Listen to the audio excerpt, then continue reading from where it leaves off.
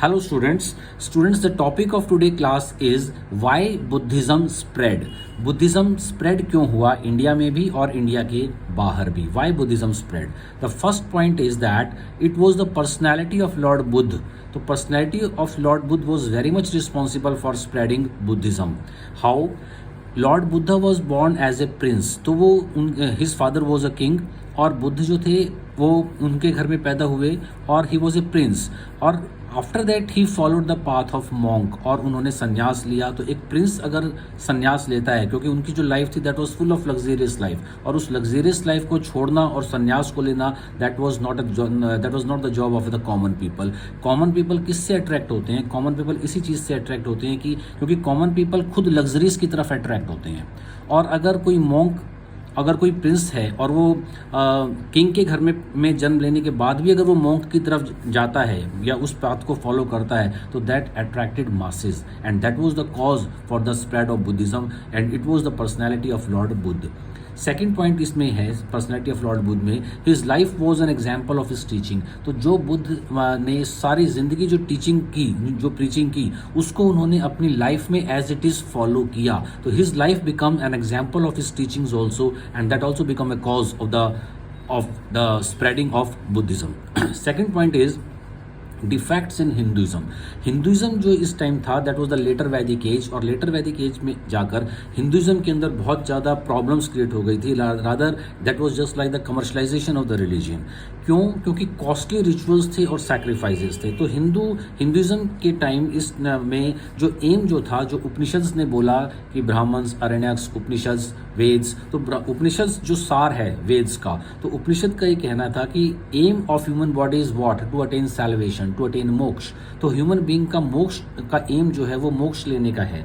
और मोक्ष मिलेगा कैसे according to Hinduism? By performing rituals and sacrifices. तो रिचुअल्स अगर हम करेंगे और सैक्रिफाइसेस करेंगे और वो बहुत ज़्यादा कॉम्प्लिकेटेड होते थे, उसमें हवन और यज्ञ किए जाते थे and that took the time period of even several days and from several days to several weeks also to several months, और कई बार तो एक साल तक का टाइम उसमें लग जाता था. तो जो कॉस्टली रिचुअल्स थे, टाइम कंज्यूमिंग थे, और सबसे बड़ी बात कि वो संस्कृत में लिखे हुए होते थे एंड कॉमन पीपल की जो लैंग्वेज थी that was not Sanskrit language, so it was not understandable to the common people और द मासेज. और इसमें सुपरमेसी ऑफ प्रिस्टली क्लास थी, क्योंकि ये सारे रिचुअल्स जो थे वो प्रिस्टली क्लास ही परफॉर्म करवाती थी. तो इससे सोसाइटी के अंदर डिवीजन हो गया और प्रिस्टली क्लास जो थी उसको that was at the topmost strata of the society and people were looking alternative. तो अब इन चीज़ों से परेशान होकर जब when the people become completely fed up of that type of religion, they started looking towards some another alternative, और वो alternative उनको बुद्धिज्म में मिला. हाउ? हम थर्ड पॉइंट को डिस्कस करते हैं. It was that was the simple teaching of Buddhism. तो बुद्धिज्म ने भी जो टीचिंग दी उससे भी मोक्ष मिलेगा, और जो हिंदुइज्म जो टीचिंग दे रहा था इधर it was in the form of the Vedas और द ब्राह्मण्स और द अरण्यक्स और the Upanishad, that was also teaching about the मोक्ष. लेकिन वो जो मोक्ष था वो बहुत कॉस्टली रिचुअल्स और सैक्रिफाइसेस के थ्रू था. और लॉर्ड बुद्ध ने जो teaching the that was very much simple teaching, और संस्कृत लैंग्वेज में नहीं थी, that was in the language of the masses. और बुद्ध ने एक पाथ दिया that was he prescribed the middle path. तो मिडल पाथ का मतलब ये था कि ना तो लाइफ में बहुत ज़्यादा लग्जेरियस और बहुत ज़्यादा कंफर्ट होना चाहिए, और ना ही लाइफ बहुत ज़्यादा के अंदर सिवियरिटी या ऑस्टेरिटी नहीं होनी चाहिए. लाइफ एक सिंपल मिडल पाथ होना चाहिए जिसमें ना ज़्यादा लग्जरीज हों और ना ज़्यादा ऑस्टेरिटी, या ना ज़्यादा उसके अंदर बहुत सख्त में जिसमें लाइफ को जीना मुश्किल हो जाए. ऐसी लाइफ नहीं होनी चाहिए, एक मिडल पाथ की लाइफ होनी चाहिए. क्योंकि जो सेक्रीफाइसेस और जो रिचुअल्स होते थे उसमें बहुत ज़्यादा ऑस्टेरिटी थी, जिसमें डिफरेंट, जैसे हम लोगों ने वैदिक एज में पढ़ा है कि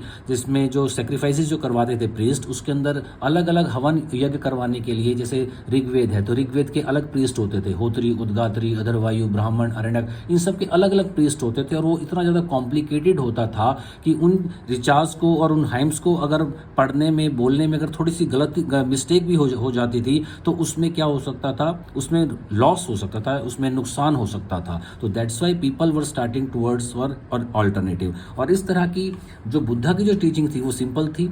उन्होंने सिंपल रूल्स ऑफ मोरालिटी को फॉलो किया, उन्होंने जो बाद में अशोक ने भी फॉलो किया अपने बुद्धिज्म में, when Ashoka started a new type of religion, उन्होंने उसका बेस बुद्धिज्म ही था, जिसमें उन्होंने ये बोला कि rules of morality, love to your youngsters and respect to your elders, respect to your parents. तो हमें वो वर्क करने चाहिए जो जिससे ह्यूमैनिटी की डेवलपमेंट हो, जिससे ह्यूमन बींग्स का फ़ायदा हो।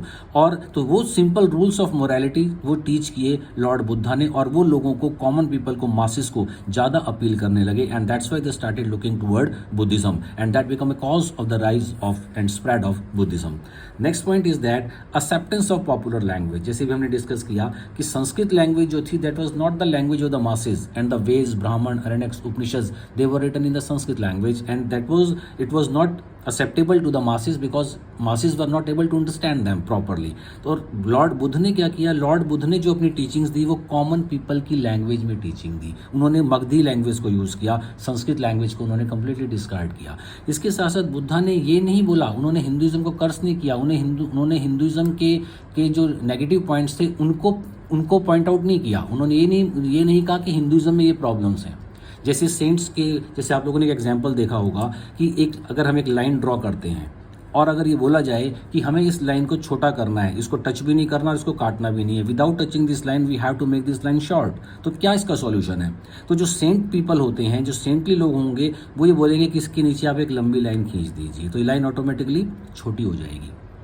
तो लॉर्ड बुद्ध ने यही प्रिंसिपल फॉलो किया कि छोटी लाइन का मतलब है कि यहाँ पर हिंदुइज्म है, उसके अंदर जो रिचुअल्स थे और सेक्रीफाइसेस थे, उसके में प्रीस्ट जो थे वो अपने फायदे के लिए उन सेक्रीफाइसेस को करवाते थे और कॉम्प्लिकेटेड कर देते थे। लेटर स्टेज में जाकर that was just like the commercialisation हो गया था रिलीजन का। तो अपनी पॉकेट्स को फिल करने के लिए, अपने प्रॉफिट्स के लिए ब्राह्मण्स ने उनको बहुत कॉम्प्लिकेटेड कर दिया था। जैसे मॉडर्न एज में या मॉडर्न इंडिया में हम पढ़ते हैं कि कमर्शलाइजेशन ऑफ एग्रीकल्चर, तो ब्रिटिश ने कमर्शलाइजेशन ऑफ एग्रीकल्चर किया और इसी तरह से एंशिएंट इंडिया में ब्राह्मण्स ने कमर्शलाइजेशन ऑफ रिलीजन किया। तो वो जो सारी प्रॉब्लम्स थी हिंदुइज्म में, लॉर्ड बुद्ध ने उसके सामने एक लंबी बड़ी लाइन खींच दी बुद्धिज्म की, और उस बुद्धिज्म के अंदर वो सारे मेरिट्स थी, वो सारे प्लस पॉइंट थे जो सारी डिमेरिट्स और नेगेटिव पॉइंट्स हिंदुइज्म में थे।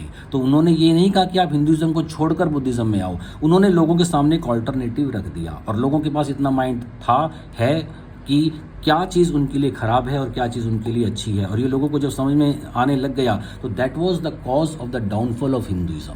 अब किसी चीज़ का डाउनफॉल होगा तो ये नेचुरल लॉ है, अगर किसी चीज़ का डाउनफॉल होता है तो किसी ना किसी चीज़ का राइज जरूर होता है। तो यहाँ पर डाउनफॉल जब हिंदुइज्म का हो रहा था तो ऑटोमेटिकली राइज होने लग गया बुद्धिज्म का। लेकिन अनफॉर्चुनेटली जब लास्ट स्टेजेस में बुद्धिज्म में भी वही सब प्रॉब्लम्स आई तो बुद्धिज्म का भी डाउनफॉल हुआ। That's why we say that history repeat itself. तो अगर हम if we don't take the lessons from history it will repeat in a negative way. तो same that is another issue, उसको हमने दूसरे वीडियो में डिस्कस करेंगे, what were the causes of the downfall of the Buddhism. अभी हम discuss कर रहे हैं कि व्हाई बुद्धिज्म स्प्रेड। तो बुद्धा ने क्या किया कि मगधी लैंग्वेज जो मासेस की लैंग्वेज थी उसमें प्रीच किया और संस्कृत को अवॉइड किया। Next is the Buddhism was economical. ये बहुत इकोनॉमिकल भी था, इसमें कोई खर्च नहीं होता था, पैसा खर्च नहीं होता था इसमें, क्योंकि नो कॉस्टली रिचुअल्स रिक्वायर्ड। तो बुद्धा ने बोला कि कॉस्टली रिचुअल्स करने की जरूरत ही नहीं है। कॉस्टली रिचुअल्स अगर करने होते तो वो तो हिंदुइज्म में हो ही रहे थे, बुद्धिज्म तो उसके अगेंस्ट आ गया था, एक ऑल्टरनेटिव की फॉर्म में आया था वो। तो इस वजह से बुद्धिज्म ने उन सब चीज़ों को डिस्कार्ड कर दिया जो कि हिंदुइज्म में इस टाइम हो रही थी। तो उन्होंने कॉस्टली रिचुअल्स को कंप्लीटली अवॉइड किया और इस वजह से बुद्धिज्म जो था वो इकोनॉमिकल हो गया।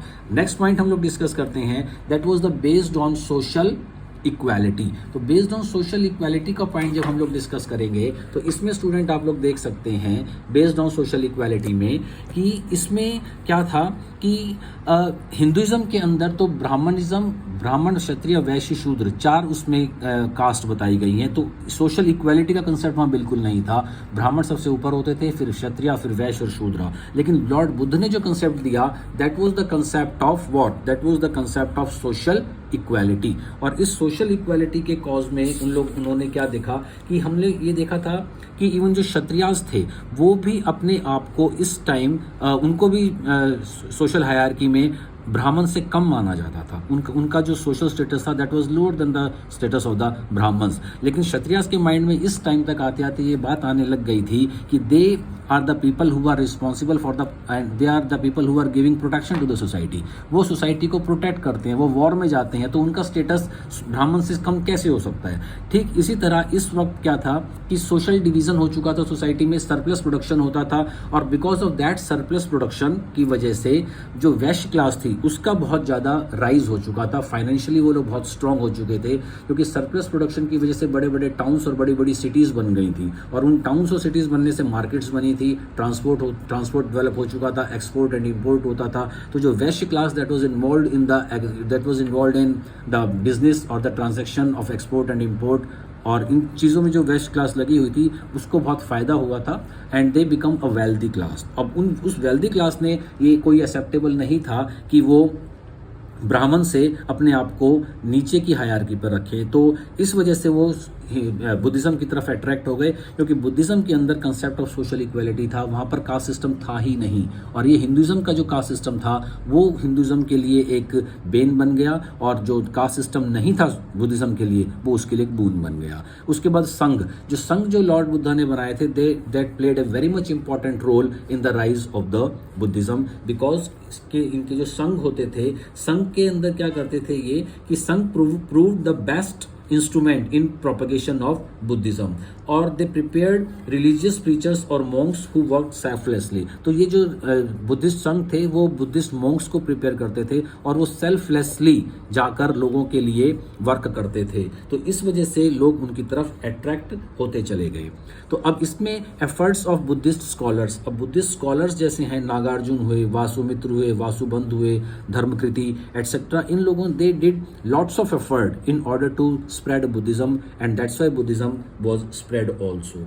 अब बुद्धिज़्म में जो जैसे महायानिज्म है, तो दो पार्ट थे बुद्धिज़्म के, हीनयान एंड महायान। तो महायान में क्या बताया जाता था कि Mahayana contributed most towards the development, और उसकी फिलॉसफी क्या थी, महायानिज्म की फिलॉसफी थी, it's philosophy was that the highest ideal of individual not to attain nirvana for themselves but for other. तो बुद्धिज़्म में जो महायान था उसकी फिलॉसफी ये थी कि हमें निर्वाण की जो प्राप्ति करनी है, जो सेल्फ रियलाइजेशन है, जो मोक्ष है, वो सिर्फ अपने लिए नहीं करना, दूसरे लोगों के लिए करना है। तो जो सेल्फलेस की जो सेल्फलेस की जो प्रैक्टिस थी बुद्धिज़्म में, उसने मासिस को अपनी तरफ बहुत अट्रैक्ट किया और बुद्धिज़्म का राइज हो गया। इसके साथ साथ प्रोटेक्शन ऑफ द किंग्स जो थे इंपॉर्टेंट किंग्स उस टाइम में, जैसे बिंबिसार, अजात शत्रु, इन किंग्स ने बहुत ज़्यादा सपोर्ट किया बुद्धिज़्म को, जैसे प्रसेनजीत ऑफ कोसाला और उनकी जो सिस्टर थी, और उदयन किंग ऑफ कौशाम्बी, ये सब फॉलोवर्स थे बुद्धिज़्म के। और इसके साथ साथ महात्मा बुद्ध जो थे उन्होंने उनको इन्वाइट भी किया, प्रद्योत्या जो किंग ऑफ अवंती थे। तो इसके साथ जैसे जो किंग्स थे उनका जो सपोर्ट था, जैसे अशोक ने बहुत इंपॉर्टेंट रोल प्ले किया, not only to spread Buddhism in India but outside also. Ashoka ने इंस्क्रिप्शंस बनवाए, और जो rock inscriptions, major rock, minor rock, pillar inscriptions, तो इन सब के अंदर उसने बुद्धिज़्म को बहुत ज़्यादा सपोर्ट किया। और अशोका ने फॉलो किया था पेरेंटल थ्योरी। पेरेंटल थ्योरी का मतलब होता है कि Ashoka loved his people, his citizen like his own children. तो that's why people also started giving Ashoka utmost respect. तो जो किंग फॉलो करेंगे और किंग पीपल अगर उनको रिस्पेक्ट कर रहे हैं, तो पीपल भी वही करेंगे जो किंग करते हैं। तो किंग अशोका क्या थे, अशोका ने बुद्धिज़्म को फॉलो किया, तो लोगों ने भी बुद्धिज़्म को फॉलो कर लिया। क्यों? क्योंकि अशोका की इमेज बहुत अच्छी इमेज थी लोगों के ऊपर, मासेस के ऊपर। इसके बाद कनिष्क ने बहुत इंपॉर्टेंट रोल प्ले किया बुद्धिज़्म को स्प्रेड करने में। तो students, these were the causes which were responsible for the rise of Buddhism, not only in our country but outside the country also. Okay students, thanks.